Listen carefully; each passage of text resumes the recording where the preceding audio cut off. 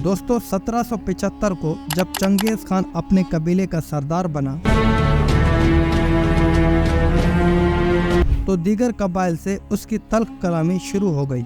उसने तमाम कबीले और हलकों को अपने ज़ेरे असर करने की भरपूर कोशिश की, क्योंकि उस वक्त मंगोलिया पर कई कबीलों की हुकूमत थी। पर सूरत हाल का जायजा लेने के बाद उसने तमाम सरदारों को इकट्ठा किया और मिलकर दीगर इलाकों को फतह करने का मंसूबा पेश किया। उस मशवरे से वो बहुत ही ज़्यादा मकबूल हुआ और दीगर सब सरदारों ने उससे मुत्तफिक होकर उसे अपना सरदार यानी मंगोलों का सरदार तस्लीम कर लिया और मुत्तफिका तौर पर दरियाए अनान के किनारे उसे एक मजलिस में चंगेज खान का खिताब दिया गया। दोस्तों चंगेज खान ने सरदार के तौर पर मंगोल सल्तनत को एक मजबूत रियासत के तौर पर मुतारिफ कराया।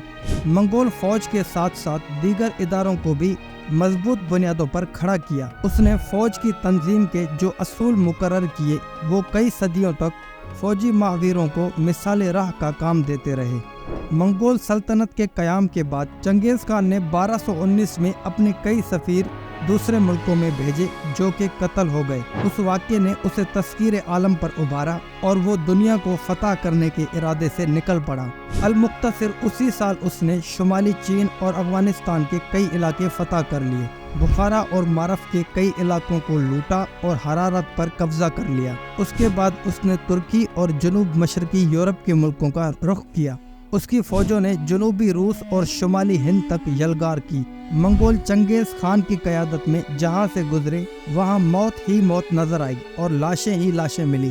कहा जाता है कि मंगोल फौज जिस इलाके से गुजरी वहां सालों तक घास न उगी और खोपड़ियां ही खोपड़ियां मिली। दोस्तों चंगेज खान ने अपनी ज़िंदगी में तकरीबन 4 करोड़ लोगों का कत्ल-ए-आम किया।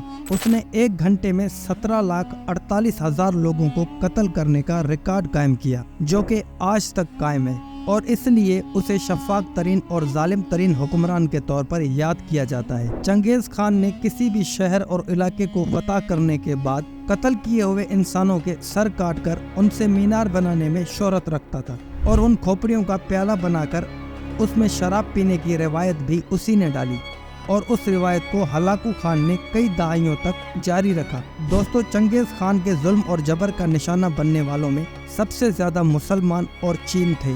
मौरिकीन के नज़दीक चंगेज खान ने जुल्म का बाजार इसलिए गर्म रखा था कि दुनिया उसे याद रखे, क्योंकि चंगेज खान कहा करता था कि अच्छाई की कोई आवाज़ नहीं होती जबकि बुराई दूर से सुनाई देती है।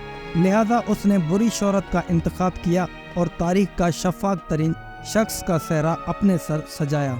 दोस्तों चंगेज खान और उसकी नस्ल इस कदर जाबिर कैसे हो गई? मौरिकीन उनकी नफ्सियात का तज्जिया करते हुए जो नई और अनोखी बात बताते हैं वो ये कि ना चंगेज खान को अपने ख़ानदान में इज़्ज़त मिली और ना ही कबीले के सरदारों ने उसे अपना माना। अपने ही कबीले का ठुकराया हुआ ये शख्स समाज से इंतकाम लेने पर उतर आया। आधी दुनिया का फातेह मंगोल जंगजू चंगेज खान अपने ही कबीले का ठुकराया हुआ लड़का था। चंगेज खान चीन की फतूहात में कई सालों तक मसरूफ़ रहा और वो 18 अगस्त 1227 को यिनचुआन शहर की फतह में मसरूफ़ था कि अचानक बीमार पड़ गया और फौत हो गया। उसकी वफ़ात के बारे में कई मफरूज़े मौजूद हैं। एक के मुताबिक कि वो एक दिन शिकार कर रहा था और अचानक घोड़े से गिरा और शदीद ज़ख्मी हुआ और ज़ख्मों की ताब ना लाते हुए फौत हो गया। एक और रिवायत ये भी है कि चंगेज खान को यिनचुआन की जंग में तीर लगा था जो कि मोहलिक साबित हुआ। ताहम मोतबर रिवायत के मुताबिक वो बीमारी की वजह से ही मरा।